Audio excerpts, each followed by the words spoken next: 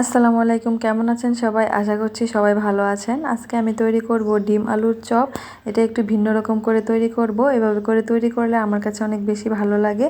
আপনারাও এভাবে ট্রাই করে দেখবেন, আশা করছি ভালো লাগবে। ডিম আলুর চপ তৈরি করার জন্য আমি আলু এবং ডিম সিদ্ধ করে নিয়েছি।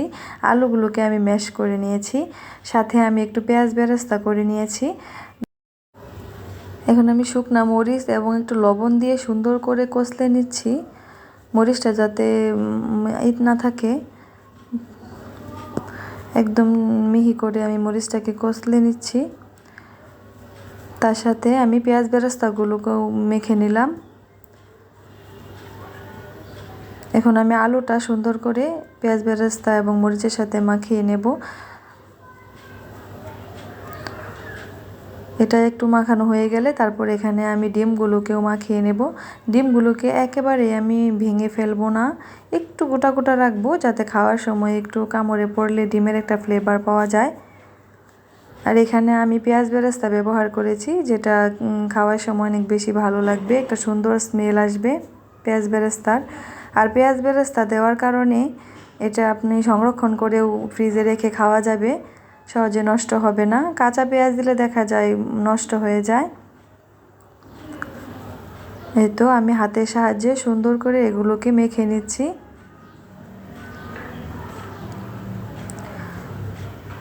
তো আমার মাখানো প্রায় শেষ। এখন এগুলোকে আমি সুন্দর করে বানিয়ে নেব।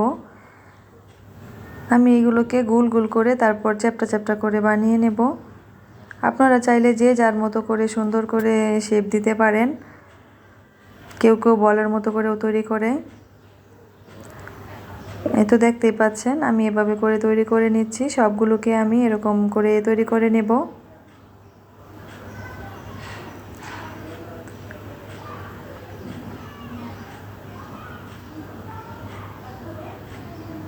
এই তো আমার সবগুলো প্রায় তৈরি হয়ে গেছে। এখন আমি এগুলোকে ভাজতে চলে যাব। একটা প্যানে আমি তেল গরম হতে দিয়ে দিয়েছি। বেগুনের যে ব্যাটারটা তৈরি করি আমরা, ওরকম করে আমি একটা ব্যাটার তৈরি করে নিয়েছি। এটাকে একটু ঘন করে তৈরি করেছি যাতে সুন্দর করে কোট করা যায়। এখন আমি এই ডিম আলুর চপগুলোকে ব্যাটারে কোট করে তেলের মধ্যে দিয়ে দিচ্ছি। একে একে করে আমি সবগুলোকে দিয়ে দিব। এই তো আমি সবগুলোকে দিয়ে দিয়েছি। এখন এগুলোকে আমি মাঝারি আঁচে সুন্দর করে ভেজে নেব। এগুলোকে একটু সময় নিয়ে ভাজতে হবে। সময় নিয়ে ভাজলে উপরের সাইডটা একটু ক্রিস্পি হবে, ভেতরটা নরম থাকবে, খেতে অনেক বেশি ভালো লাগবে। এই তো দেখতে পাচ্ছেন আমি উল্টে পাল্টে এগুলোকে সুন্দর করে ভেজে নিচ্ছি। কত সুন্দর একটা কালার এসেছে। এরকম কালার করে দুইটা সাইডে আমি সুন্দর করে ভেজে নেব। এই তো আমার ভাজা প্রায় হয়ে গেছে। এখন এগুলোকে আমি নামিয়ে নেব। এই তো আমার ভাজা হয়ে গেছে। এরকম করে আপনারাও বানিয়ে ট্রাই করে দেখতে পারেন, আশা করছি ভালো লাগবে। ভিডিওটি ভালো লাগলে লাইক কমেন্ট শেয়ার করবেন। ভালো থাকবেন। আল্লাহ হাফেজ।